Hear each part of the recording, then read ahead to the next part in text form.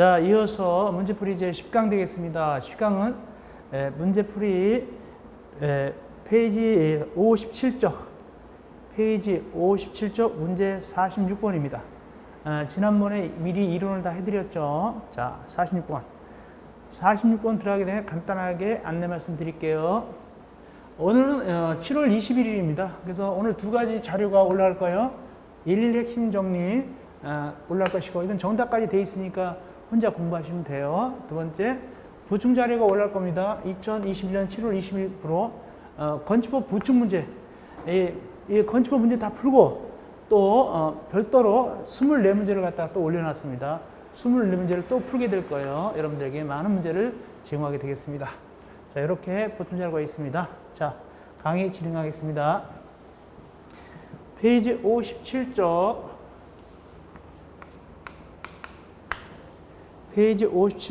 문제 46번입니다.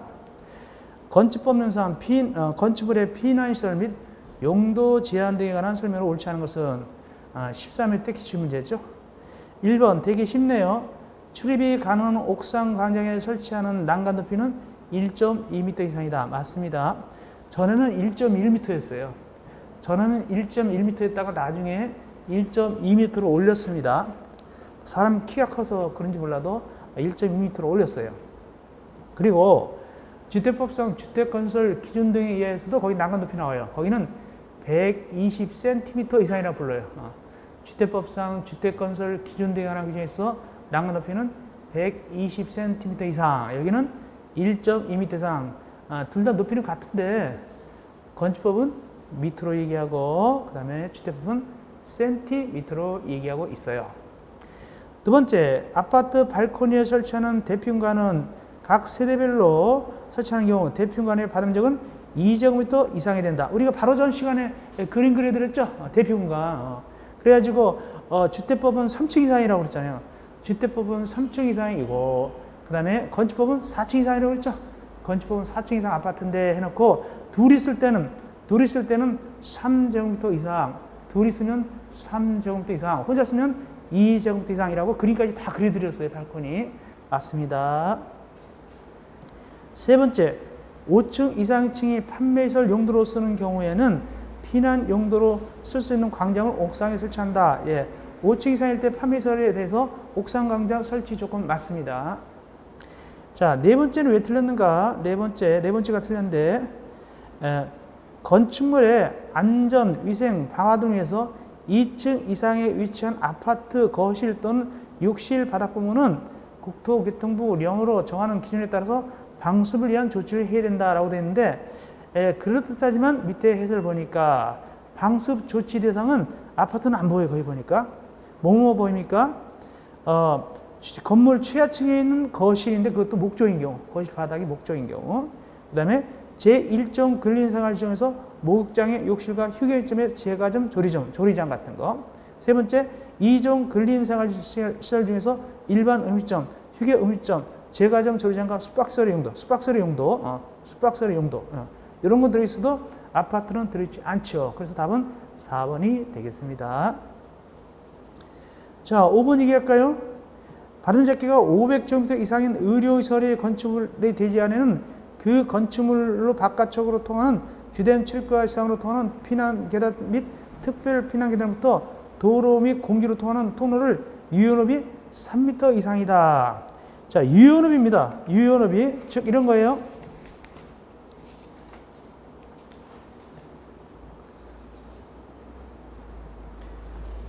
이제 이렇게 해서 이제 불이 났거든요.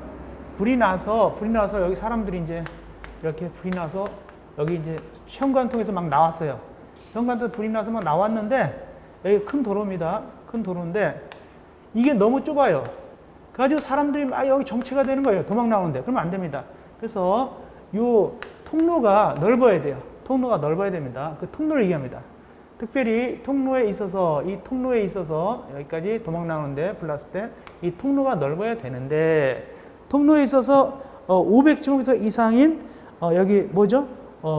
뭐로 해놨습니까? 의료시설뿐만 아니라 나중에 기본서 보면 알겠지만은 의료시설, 종교시설, 문화미시설, 위락설, 장례시설 이런 건 다 3m 이상 돼야 돼요. 그래서 5번은 맞습니다. 그리고 단독택은 좀 좁아도 괜찮아요. 단독택 앞에 그 폭은 0.9m 이상 되면 돼요. 0.9m. 단독택은 0.9m고 그 다음에 이렇게 큰 건물은 3m 이상이고 나머지는 1.5m 이상이 원칙이에요. 나머지는 1.5m 이상. 어쨌든 이 큰 건물은 3m 이상입니다. 그대로 맞습니다. 그래서 종합적인 문제인데 이게 문제가 홀수 때 문제 나오면 13m잖아요. 홀수 때는 좀 문제가 어려웠어요. 그래서 여기에 그래도 어려운 문제에 속하는 편입니다. 어려운 문제에 속하는 편이다. 이 문제 정도 되면 난이도가 좀 높은 난이도입니다. 높은 난이도. 이어서 47번 봅시다. 역시 또 이 13m짜리 문제죠. 그럼 높은 난이도 문제죠. 보니까 고난이도입니다. 건축법령상 피난층 또는 지상으로 또는 지통계단을 2개소 이상 설치하는 건축물에 해당하지 않는 것. 지통계단을 2개 이상 해놔야 돼요. 하나만 하면 그게 막혀버리면 큰일 나니까 2개 이상 해야 되는 대상들이 있습니다. 해당하지 않는 것. 1번 단독택 중 다중주택의 용도로서는 4층으로서 그 거실받은 합계가 300제곱미터일 때. 자, 일단은 요 다중주택은 말이죠. 층수가 3층 이상일 때는 해야 돼요. 다중주택은 층수가 3층 이상일 때는 해야 되고 또 받은 잡기가 200제곱미터 이상일 때는 해야 돼요. 그럼 둘 다 요건이 맞죠? 3층 이상인데 4층이고 200제곱미터 이상인데 300이니까 이건 해야 되겠네. 그 뜻입니다. 앞에 3층 이상, 뒤에 200제곱미터 이상 다 요건에 맞죠. 두 번째, 층장 4세대 이하인 공동택은 그 층 거실 받은 잡기가 300제곱미터 이상, 300제곱미터이다. 자, 원래 공동택의 바닥 잡기에는 300제곱미터 이상일 때 2개소 이상 설치하는 거예요. 그럼 면적은 맞아요. 300제곱미터 맞잖아요. 300제곱미터 이상에 들어가죠. 2개소 이상에 설치해야 됩니다. 그런데 문제는 뭐냐면 공동택 중에서 대부분 다 이렇게 300제곱미터 이상일 때 설치해야 되는데 4세대인 거, 즉 층당 4세대 이하는 빼요. 층당 4세대 이하는 제외하고 한 층당 4세대 이하가 들어있는 공동택은 제외하고 근데 4세대니까 탈락이에요. 4세대니까 탈락이다. 그래서 2번이 틀렸다. 면적은 맞는데 층당 세대수 때문에 틀렸네. 4세대 이하는 안 되니까. 자, 세 번째. 교육, 연구시설, 학원의 용도로서는 4층으로서 그 거실 바닥 집계가 200제곱미터인 것. 학원도 말이죠. 학원도 일단은 3층 이상이면 돼요. 두 번째, 받음 잡기가 200제곱미터 이상이면 돼요. 그러므로 3층 이상에 4층 들어있고 200제곱미터 이상에 200 들어있으니까 합격이에요. 네 번째, 지하층은 그냥 200제곱미터 이상이에요. 지하층은 받음 잡기가 200제곱미터예요. 이건 다 외워야 돼요. 지하층은 받음 잡기가 200제곱미터 이상인데 200이니까 되는 거예요. 200이니까 되죠. 다섯 번째, 이종 근린생활지원에서 독서실이에요. 독서실도 역시 3층 이상이고 받음 잡기가 200제곱미터 이상이어야 돼요. 3층 이상이고 받음 잡기가 200제곱미터 이상이 되는데 3층 맞죠? 200제곱미터 이상 200 맞죠? 그러므로 합격. 그렇다면 답은 2번. 4세대 이하인 공동택은 빼야 된다. 근데 4세대니까 안 됐구나 라고 2번이 탈락입니다. 답은 2번이다. 근데 문제가 어려운 거예요. 대단히 어려운 겁니다. 아주 어려운 문제입니다. 이거는 난이도가 아주 높은 난이도였습니다. 이어서 58조 문제 48번 가겠습니다. 58조 문제 48조. 이제 보통 이런 문제가 많이 나와요. 최근에 중개사 같은 거, 우리 관리사, 특히 중개사도 많이 나오는데 이런 문제가 많이 나와요. 이것이 48문제가 가장 전형적인 문제예요. 가장 전형적인 문제. 아까 47번 같은 거는 좀 어려운 문제고 48번은 기본적이고 전형적인 문제입니다. 48번 같은 문제는 꼭 맞아야 되겠죠. 그래서 이제 건축주가 구조안전 확인서를 확인받습니다. 누구한테 확인받을까요? 설계자로부터. 그래가지고 나 착공할 때 누구한테 지출한다? 착공 신고할 때 허가권자한테 지출하게 되는 것이죠. 이때 표준 설계에 따라 건축하는 제외됩니다. 자, 여기에 잘못된 게 뭐냐? 틀린 게 뭐냐? 1번 300제곱미터 이상인 건축물 목구조가 아니다. 다만 창고, 축사, 자물쇠사는 제외한다. 목구조가 아닌 건 200제곱미터 이상이면 돼요. 목구조가 아닌 건 연면적이 200제곱미터 이상이면 되거든요. 그러니까 300이니까 훨씬 넘네. 오케이. 200제곱미터 이상 되니까 300 이상이니까. 두 번째, 층수가 3층 이상인 건축물. 층수는 보통 2층 이상이거든요. 보통 2층 이상인데 3층 이상이니까 되지요. 세 번째, 국가적 문화유산으로 보존할 가치가 있는 건축물로서 국토교통부를 정하는 것. 이건 밑에 해설에 들어있죠. 네 번째, 건축물의 용도 및 규모를 고려한 중요도가 높은 건축물로서 국토교통부를 정하는 건축물. 밑에 해설에 들어있죠. 다섯 번째, 이거 했잖아요. 우리가 그림까지 그려드렸죠. 기둥 사이가 중심선으로부터 몇 미터 이상일 때 10m 이상일 때 기둥 사이 10m 이상. 근데 8m니까 안 되겠네. 탈락. 10m 이상이었잖아요. 제가 그림 그려드렸죠. 밑에 그 구조안전 확인 서류 제출 대상은 제가 이론에서 자세히 해드렸습니다. 워낙 중요하니까 자세하게 제가 해드렸습니다. 이어서 49번 가겠습니다. 59쪽 49번 건축물 법령상 건축물의 구조 조례 가능성이 옳은 것을 물어보겠습니다. 19회 때 문제네요. 아무래도 홀수 문제가 좀 깐깐해요. 1번 방화지구에 있다 이더라도 도매시장 용도로 쓰는 건축물로서 그 주요구조가 불연제로 된 건축물은 주요구조와 지붕 외벽을 내화구조로 하지 않을 수 있다. 원래는 방화지구에서 있는 건축물은 주요 구조부하고 지붕 외벽을 내화구조로 해야 돼요. 그렇지만 여기 있는 것처럼 어떤 거 도매시장 용도로 쓰는 건축물로서 그 주요 구조부가 불연제로 됐다. 이때는 그렇게 안 해도 돼요. 그때는 그렇게 하지 않아도 된다. 그런 예외가 되겠습니다. 예외가 된다. 그런 뜻입니다. 또 하나 예외가 있는 게 뭐냐면 기본서에 나오겠지만은 또 뭐가 있냐면은 연면적 30제곱미터 미만인 단층 부속 건축물로서 외벽 및 초면이 내화구조나 또는 불연제로다. 이때도 안 해도 괜찮고 두 가지 안 해도 괜찮습니다. 어쨌든 1번은 안 해도 괜찮아요. 답은 1번이요. 그 2번은 왜 틀렸을까? 방화지구 안의 공작물로서 건축물의 지붕 위에 설치되는 모든 간판, 광고탑은 주요부를 난연제로 해야 된다라고 되어 있는데 거기 불연제로 해야 된다. 불연제로. 난연제로가 아니라 불연제로입니다. 난연제로가 아니라 불연제로입니다. 불연제로 되겠습니다.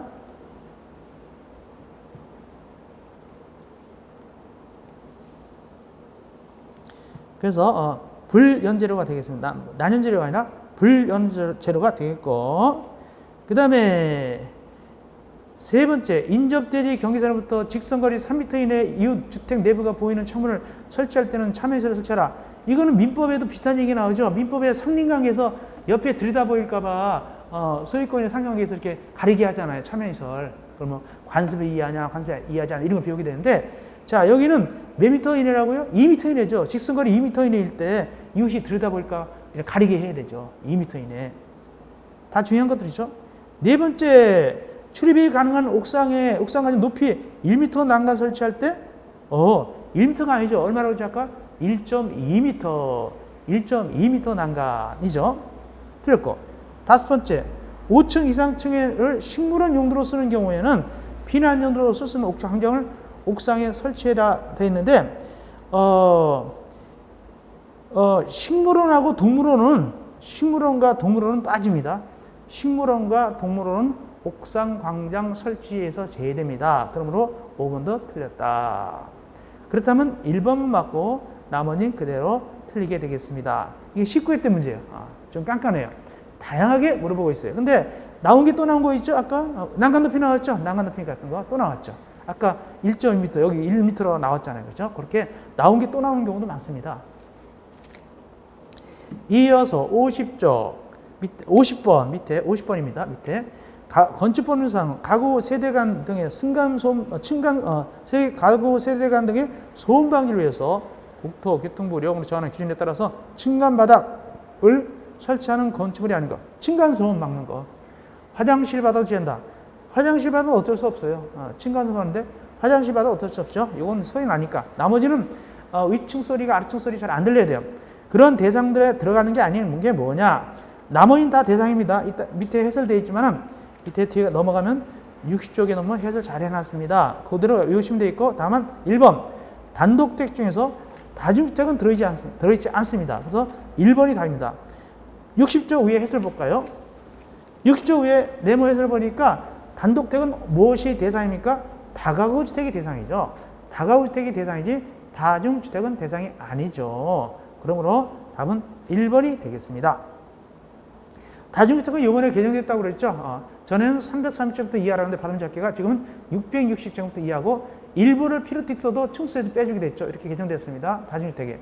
원래 다중주택은 뭡니까? 직장이나 학생들이 장기간 거주하는 곳으로 된 것으로서 취사는 하면 안 되죠. 취사는 공동 취사할 수 있고 단독 취사는 안 되는 것이고 샤워실 같은 건 혼자 있을 수 있죠. 뭐 이렇게 화장실 같은 건 혼자 있어도 단독으로 있어도 취사 같은 건 공동으로 못 하죠. 그리고 이 다중주택은 다중생활실하고 다르죠. 다중생활실은 또 뭡니까? 그것은 옛날 말로 고시원이고 제2종 근린생활인 다중생활실도 있고 숙박시설인 다중생활실도 있죠. 그 차이점은 받음잡기가 500제곱미터 미만일 때는 제2종 근린생활실인 다중생활실이고 500제곱미터 이상일 때는 숙박시설인 다중생활실이 되는 것이죠. 이어서 51번입니다. 60조 51번. 승강기 굉장히 중요하죠. 승강기 올해도 나올 수 있습니다. 승강기는 항상 나올 수 있습니다. 승강기는 항상 나올 수 있다. 가장 옳지 않는 것은 1번. 건축주는 6층 이상으로서 연면적 2,000제곱미터 이상일 때는 거기 승용 승강기를 설치해라. 그렇죠. 6층 이상이면서 연면적 2,000제곱미터 이상입니다. 근데 주택법은 말이죠. 연면적 2,000 이상이 필요 없습니다. 주택법은 6층 이상만 되면 됩니다. 건축법은 2,000제곱미터 이거 들어가야 되고. 다음 두 번째. 높이 40m를 넘을 때 비상용 승강기 설치한다고요? 아니죠. 31m를 초과할 때 41m가 아니라 31m죠. 그래서 답은 2번이 되겠습니다. 이게 제가 왜 41m를 넣어놨냐? 옛날에 41m 시대가 있었어요. 옛날에 41m 초과 시대가 있었습니다. 그래서 그걸 넣는 건데 개정돼서 31m입니다. 답은 2번이 틀렸습니다. 세 번째. 근데 승용 승강기 설치 않은 경우도 있죠. 어떤 경우죠? 6층일 때. 6층인데 말이죠. 딱 6층인데 6층 이상이 아니라 딱 6층인데 각층 거실의 바닥 면적 300제곱미터 이내마다 1개소 이상 직통 계단을 설치한 건축물은 승용 승강기를 설치 안 해도 됩니다. 요거는 주택법 똑같습니다. 이건 주택법상 주택건설 기준에 있어 아파트도 똑같은 규정입니다. 이거는 똑같이 건축법에도 똑같고 주택법도 똑같습니다. 이 3번 규정 그대로 맞습니다. 네 번째, 비상용 승강기가 여러 대 있단 말이죠. 이때는 불났을 때 불 끄기 편하도록 간격을 두고 설치됩니다. 2대 이상 비상용으로 설치할 때는 간격을 두고 설치한다. 이건 중개사 시험에 나왔어요. 간격을 둬야 된다. 다음 다섯 번째, 요거 이제 그 비상용 승강기, 이것은 비상용 승강기 설치됐죠. 높이 31m를 넘는 각층 바닥 면적 최대 면적이 1,500조 이하일 때는 한 대 이상의 비상용 승강기 설치하게 되겠습니다. 그러므로 답은 2번이 틀렸습니다. 31m 넘습니다. 주택법상 비상용 승강기는 10층 이상이 되겠습니다. 52번입니다. 작년 문제입니다. 작년 문제 봅시다. 건축법상 지능형 건축물의 인증에 관한 내용으로 옳은 것은 다른 조건과 예외 및 다른 법령과 조례는 고려하지 않는다. 일반적으로 답을 하면 됩니다. 맞는 걸로 봅니다. 1번 시도의사는 지능형 건축 등의 건축 활성화를 위해서 지능형 건축의 인증 제도를 실시해야 된다. 누가 한다고 그랬죠? 국토교통부 장관이 한다고 제가 말씀드렸어요. 우리 이론 배웠습니다.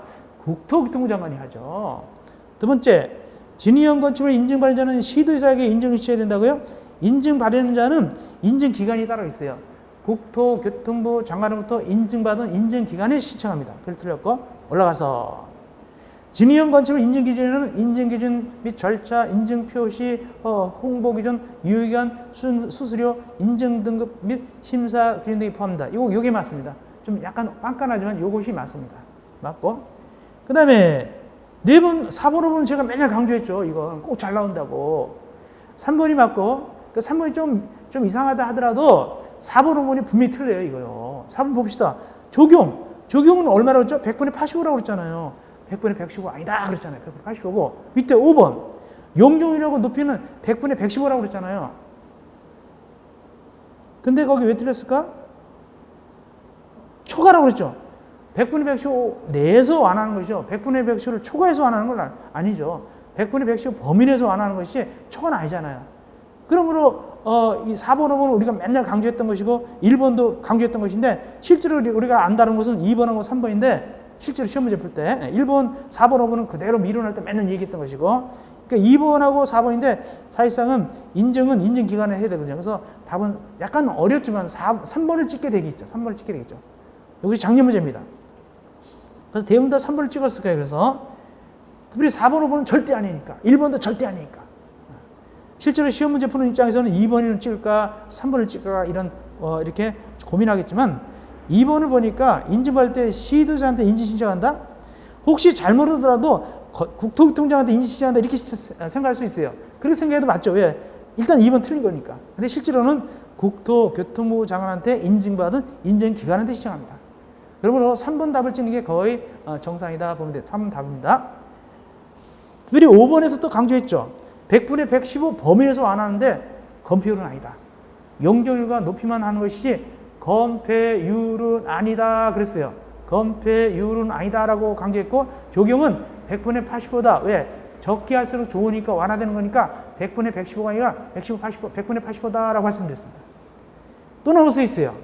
100분의 85, 100분의 115 이거 꼭 또 나올 수도 있습니다. 이런 거는 아주 중요합니다. 전에도 나왔어요. 전에도. 작년 문제입니다. 이어서 53번입니다. 건축법상 건축설비에 관한 설명으로 옳은 것은 22회 재작년 문제. 재작년 문제 봅시다. 너무 쉬워요. 거기 층수가 30층 이상인 건축물에는 건축물의 피난용 승강기 건축에 설치하는 승용승강기 중 한 대 이상을 피난용 승강기로 설치해야 된다. 이거 맨날 강조했거든요. 승강기를 맨날 강조하잖아요. 피난용 승강기는 대상이 뭡니까? 고층 건축물이죠. 고층 건축물. 고층 건축물은 말이죠. 30층 이상이든가 또는 120m 이상이 되겠죠. 높이가. 30층 이상이든가 높이가 120m 이상일 때에는 고층 건축물이므로 피난용 승강기 해야 될 거 아닙니까? 답은 1번이에요. 그래서 답은 1번. 재작년 문제입니다. 그 다음에 이제 2번, 3번, 4번, 5번은 틀렸는데 2번은 좀 어려워요. 사실상 2번은. 1번을 답을 잡아야지. 그렇지만 2번에서 헷갈려요. 답은 1번에서 챙겨야 됩니다. 2번 왜 헷갈리냐? 거기 공동택에는 방송 수신에 제한 없도록 위성 방송 수신 설비를 설치해야 되는데 비슷한데 위성 방송 수신 설비가 아니라 방송 공동 수신 설비입니다. 저 어려워요. 방송 공동 수신 설비. 그래서 틀린 겁니다. 그래서 1번을 놓쳐버리면 참 곤란해 이거. 그래서 틀렸고 3번은 또 나왔네요. 지능 건축물을 맨날 얘기했잖아요. 지능 건축물은 용적이라고 높이만 100분의 115지 건폐율은 아니다 그랬잖아요. 3번 탈락. 당연히 탈락이죠. 이거. 강조했던 게 또 나왔잖아요. 네 번째. 높이 31m인 8층 건축물에는 비상용 승강기를 한 대 이상 설치하여야 한다라고 되어 있는데 첫째. 비상용 승강기는요. 층수는 안 봐요. 높이만 봅니다. 얼마 초과? 31m 초과잖아요. 근데 30 딱 1m면 안 되죠. 초과가 아니니까 탈락. 다섯 번째. 이거 그림 그래서 또 해드렸잖아요. 이거 배전시설. 배전시설은 맨날 얘기하지만은 이거 맨날 다뤘던 게 또 나왔잖아요. 배전시설은 말이죠. 이겁니다. 여기 이렇게 건물이 있으면 자 500이 나오죠. 500. 이 500이라는 것은 이 500은 500 숫자가 나옵니다. 500제곱미터가 나오는데 이 숫자는 대지가 아니에요. 대지가 아닙니다. 이 건물 크기입니다. 건물 연면적이 건물 크기가 거기 연면적이 500 이상일 때 500제곱미터 이상일 때 그때 이 여기에다가 이제 배전시설을 여기다가 설비를 설치하는 겁니다. 대지가 500이 아닙니다. 대지가 500이 아니라 건물이 500제곱미터 이상일 때 이 대지에다가 배전시설을 설치하는 것이다. 그 뜻입니다. 헷갈리면 안 돼요. 근데 보니까 거기 대지가 500일 때 설치한다고요? 아니죠. 건축물의 연면적이 500일 때 거기에 들어있는 대지에 그렇게 되는 겁니다. 그거 헷갈리면 안 돼요. 그래서 5번도 틀린 거예요. 문제는 아주 좋은 문제입니다만 틀렸어요.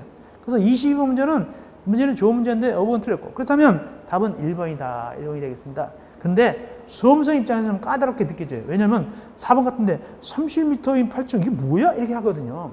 층수는 필요 없죠. 비상용 승강기는 높이만 보면 되잖아요. 높이만 30m 넘는 아니다. 틀렸다. 31m니까 안 되겠죠. 그런 식으로 5번도 좀 헷갈리죠. 3번 같은 맨날 했죠. 건폐율 아니라고 그랬죠. 자 이렇게 가지고 푸시면 되겠습니다. 1번이 확실한 답이니까 고충. 이어서 54번 갑시다. 건축법률상 특별건축구역에 건축하는 건축물에 대해서 일정한 규정을 정하지 아니할 수 있다. 이에 해당하지 않는 것은 특별건축구역은 국토교통부 장관 또는 누가 특별시장, 관시장, 도의사가 이걸 갖다가 지정하게 되는 것이죠. 이 경우 예외 규정이 있죠. 즉 법을 정하지 않단 말이죠. 법을 정하지 않는데 이에 해당하지 않는 거, 예외의 예외가 아닌 거, 예외의 예외인 거, 예외의 예외가 아닌 걸 고른 겁니다. 예외가 아닌 걸 고른 거예요. 그래서 보니까 예외는 거기 나온 대로 조경, 건폐율, 영향률, 대제한의 공지, 높이 제한 이런 걸 예외인데 거기 다 제하고 보니까 3번 건축선의 지정은 들어있지 않죠. 건축선의 지정은 거기 예외 규정에 들어가지 않는다. 건축선 지정은 예외 규정에 들어가지 않습니다. 특별건축구역은 국토교통부 장관 또는 시 도의사가 지정하게 되어 있습니다. 특별건축구역은 국토교통부 장관 또는 시 도의사가 지정하게 되겠습니다. 이어서 55번입니다. 건축법률상 이해강제금 부가 지수 절차에 관한 내용을 옳은 것은 굉장히 작년에 그랬어요. 또 나왔잖아요, 이거. 이해강제금 항상 나올 수 있습니다. 작년에 강의할 때도 충분히 올해 또 나올 수 있습니다. 나왔습니다, 이거. 24회. 작년에 나왔습니다. 근데 24회, 올해도 나올 가능성이 있어요, 이건 이해강제금 항상 이건 잠재력이 있습니다. 그래서 작년에 나왔지만 또 올해도 또 나올 수도 있다. 그래서 작년에 모의고사 볼 때 이인강제금 모의고사를 많이 냈었죠. 문제를 많이 냈었습니다. 이건 다 맞았을 거예요. 봅시다. 자, 이인강제금 부가지수성차다. 옳은 것은 1번. 어쨌든 이인강제금은 한 번으로 끝난 것이 아니라 반복적으로 부과할 수 있죠. 몇 번까지? 1년에 2번까지 지방자치단체 조례 정하는 바에 따라서 부과할 수 있죠. 1년에 2번까지. 반복성. 그것이 특징이죠. 자, 옳은 것. 이행강제금 부과하게 되면 미리 부과한다는 뜻을 갖다 미리 구두로 개고한다? 아니죠. 항상 문서적입니다. 서면, 문서로서 개고하는 것이지 구두, 말로 하는 게 아닙니다. 이건 다 상식이고 1번 틀렸고 2번 이행강제금은 부과 금액, 부과 사유, 납부기한, 수납기간, 이의제기 방법, 이의제기기간으로 구체적으로 밝히는 경우 구두로 부과할 수 있다. 그것도 안 돼요. 어쨌든 문서입니다. 서면적입니다. 틀렸고 세 번째, 최초의 시정명령이 있었나를 기준해서 1년에 2회의 범위 내에서 해당 지방자 조례를 정하는 횟수만큼 그 시정명령이 이행될 때까지 반복하여 이행강제금 부과징수할 수 있다. 아, 이게 맞죠? 이거 3번이 맞죠? 3번이 그대로 용어를 말하고 있는 답은 3번입니다. 쉬운 문제예요. 네 번째, 이것도 맨날 얘기하죠. 시정을 했어요. 시정명령자가 이행을 했으면 새로운 이행강제금 부과는 즉시 중지하고 옛날 것도 하냐, 옛날 거는 끝까지 받아냅니다. 징수할 수 없다고요? 아닙니다. 끝까지 받아냅니다. 그래서 4번도 틀렸고 다섯 번째, 이행강제금 부과반자가 이행강제금을 납부기간까지 내지 않으면 국세징수법상 국세체납에 따라서 징수한다고요? 이행강제금은 이 허권자가 부과하는 건데 이거는 지방행정기관이기 때문에 지방세와 관계되는 것인데 그럼 어떤 근거법이냐? 5번 보니까 지방행정제재 부과금액의 징수 등에 관한 법률 요거에 따라 징수합니다. 그렇다면 맞는 것은 3번만 맞고 나머지는 다 틀렸다. 이 정도는 다 풀 수 있었을 거예요. 맨날 이행강제금 했으니까. 혹시 올해도 나올 수도 있겠습니다. 이행강제금은 항상 나올 수 있다. 우리는 이행강제금 이보다 더 깊이 있게 공부했어요. 원래는. 모의사 볼 때 동의어 모의사 할 때 좀 더 깊이 있게 하겠지만은 또 좀 더 깊이 있게 다룰 겁니다. 이행강제금. 자, 앞으로 우리가 동의어 모의사가 6회가 남아있어요. 6회 동의어 모의고사. 모의사 말고 전국 모의사 말고 동의어 모의고사 6회 240문제를 또 문제 풀게 돼요. 이거 말고도 문제집 말고도 또 이 문제집을 하면서도 또 보충문제 해드리고 오늘 건축법 24문제 또 보충문제 해드릴 거예요. 63쪽 위에 56번입니다. 건축법률상 유한건축물에 대한 조치 및 이행강제에 관한 설명으로 옳은 것은 맞는 거로 오네요. 1번 시정명령을 이행하지 아니한 건축물에 받은 적기가 400제곱미터 미만인 농업용 건축의 경우, 농업용 창고인 경우 허가권자는 그 건축물에 대해서 다른 법에 따른 영업정지나 영업이나 그 밖의 행위를 허가, 면허, 인가, 등록 지정 등을 하지 않도록 요청할 수 있다. 자, 다른 건물은 할 수도 있겠습니다만은 농업용 창고 같은 것은 400제곱미터 미만이라 하더라도 예외규정입니다.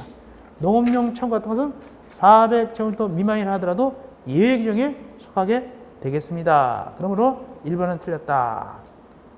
두 번째, 2번.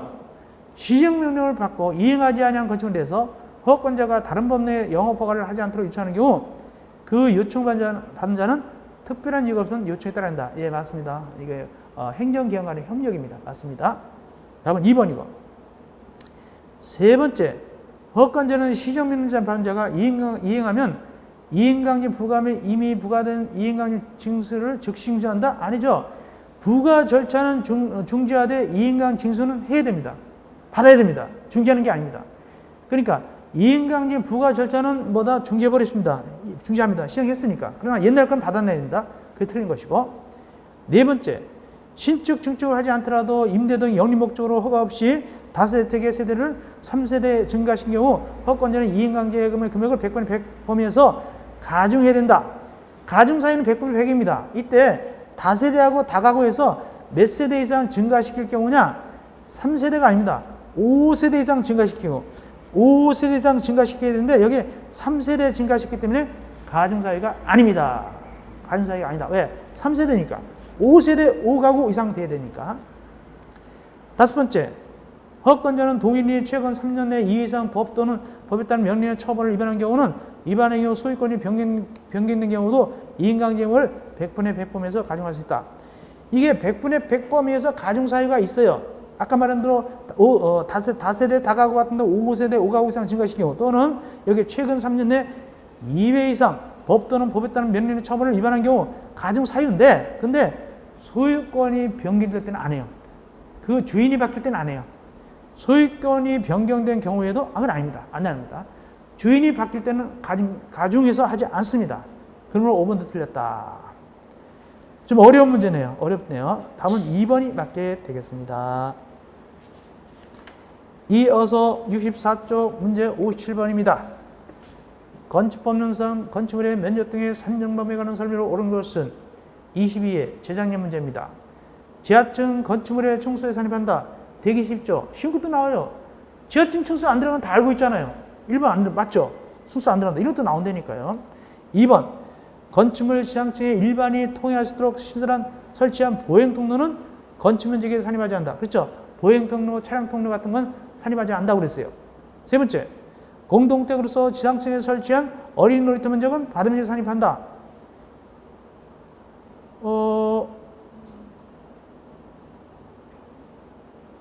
어쨌든 1번 지하층에 산입 1번 자 얘기합니다.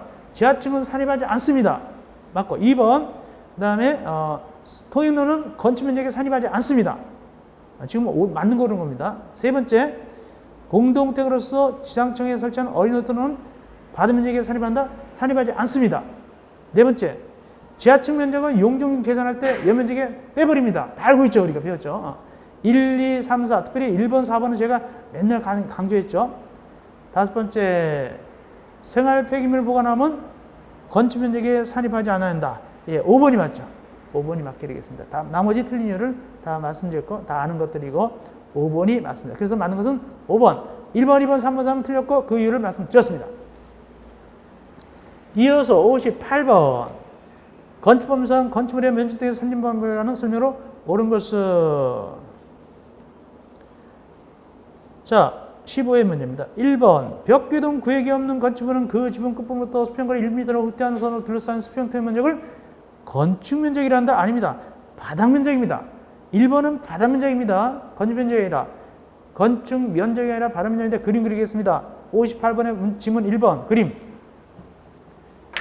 이렇게 생긴 겁니다. 이렇게 생겼을 때 여기서 여기까지 1m 여기서 여기까지 1m 그러면 나머지는 어떻게 한다? 나머지는 바닥면적이 잡는다. 이거 바닥면적 얘기할 겁니다. 건축면적이 아니라 바닥면적을 얘기하는 겁니다. 그래서 틀렸다. 2번 바닥면적은 원칙으로 건축물의 외벽의 중심선으로 둘러싸인 부분의 수평토의 면적이다. 외자가 들어가면 외벽, 외기둥, 외자가 들어가면 건축면적이라고 그랬어요.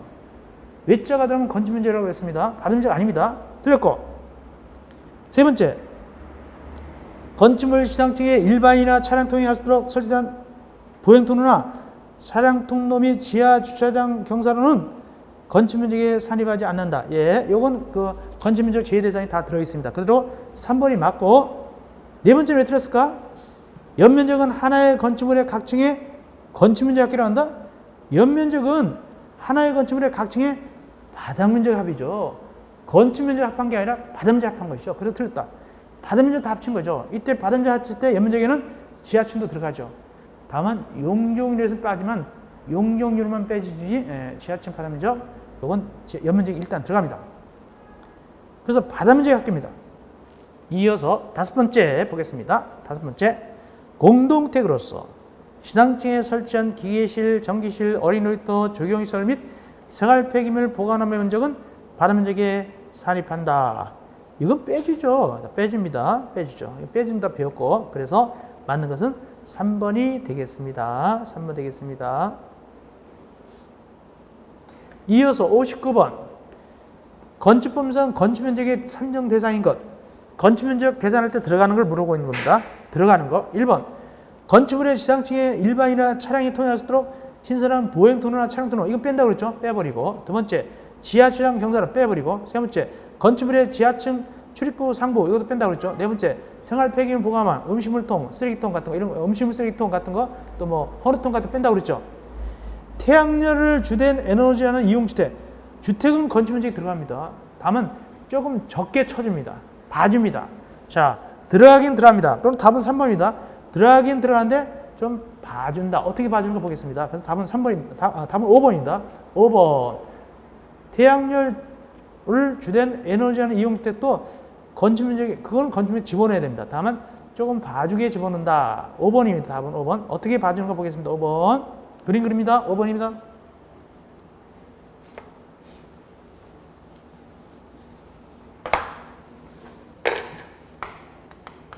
이거는 건축면적 집어넣어야 돼요. 근데 이거는 이 외벽이 말이죠. 외벽이 두 개가 있어요.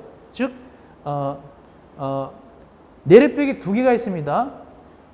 내랫벽이 두 개인데 외층 내랫벽이 있고 그 다음에 내층 내랫벽이 있습니다. 그래서 그림 그리면 이렇게 됩니다. 여기가 이제 외측에 있는 내랫벽이고 벽일 때 외층 내랫벽, 그 다음에 안에 있는 내층 내랫벽. 요거는 바깥에 있는 외층 내립벽, 요거는 안에 있는 내층 내립벽. 이렇게 이중으로 벽이 돼 있어요. 왜? 태양열 위주로 하기 때문에 열 효율을 위해서 이렇게 돼 있습니다. 그럴 때 내립벽이 두 개인데 보통은 밖으로 돌려서 외벽의 중위선인데 여기서는 내층 내립벽의 중위선.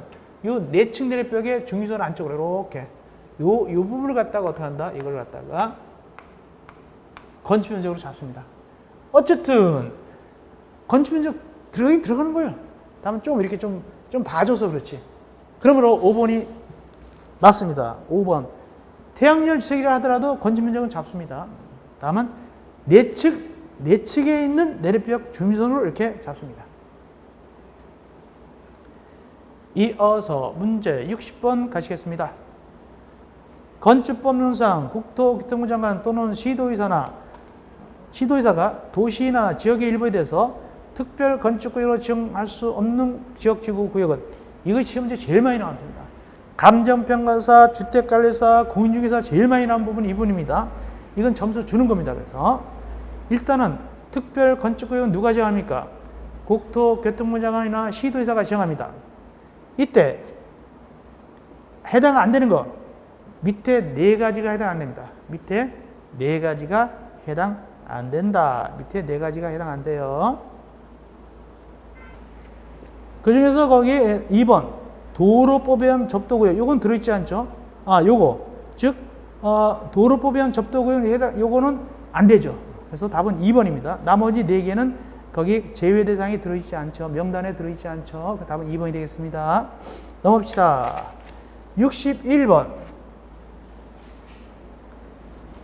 하나의 대지가 둘 이상 지역대에 걸 때 건축법상 맞지 않는 것은, 자, 요거 이제 그림 그려서 해드렸죠? 요거 지난 시간에 그림 그려서 해드렸습니다. 여러 개 걸칠 때. 자, 1번부터 하나하나 다시 한번 그림 그려서 설명을 드려보겠습니다. 자, 보겠습니다. 61번입니다. 동그라미 1번입니다. 대지가 녹지지역과 그 밖에 걸쳤다. 이때는 각 지역의 건축물 대지에 관한 기준을 정한다. 맞습니다.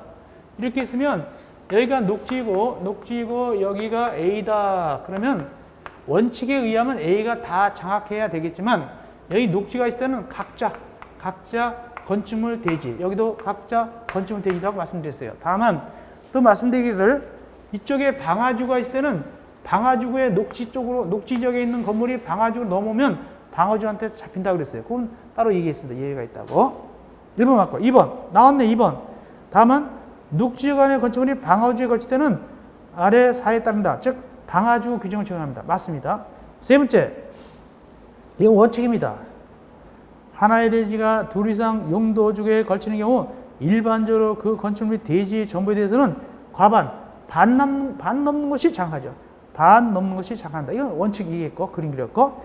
네 번째, 하나의 건축물이 방화주와 그 밖에 구에 걸칠 때는 그 전부가 방화주 안에 건축물에 관한 건축법 규정을 적용한다. 말씀드렸죠? 즉, 이렇습니다. 방화지구다. 여기가 방화지구다.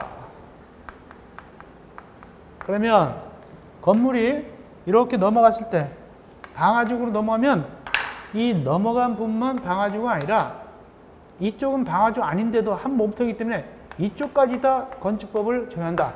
방화지구를 정한다. 즉 건물 전체가 건축물 전체가 방화지구한테 장악당입니다. 다만 대지는 건들지 않죠. 그래서 4번 맞고 5번. 이때 이제 이게 시험 문제 나왔는데 이때 가운데 뭐가 구획됐을 때 방화벽으로 막혀있을 때 방화벽으로 구획됐을 때 이 밑에 예입니다.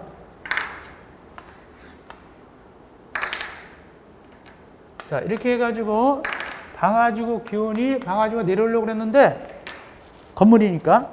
근데 중간에 뭐가 막혔을 때 이 부분이 뭐로 구획되어 있을 때 방화벽. 방화벽으로 구획되면은 여기는 방화주가 못 내려옵니다. 근데 여기 보니까 끝에 보니까 그 밖에 구역부분도 같다? 아니죠. 못 내려오죠. 그러하지 않다. 그래야 된다. 그래서 5번이 틀렸습니다. 5번이 틀렸습니다. 자, 이제 쉬었다가 11강에서는 62번. 11강에서는 62번부터 우리가 문제풀이가 있습니다. 62번 높이전. 이건 좀 시간이 걸리기 때문에 따로 우리가 11강에서 만나 뵙겠습니다. 여러분들 고생하셨습니다.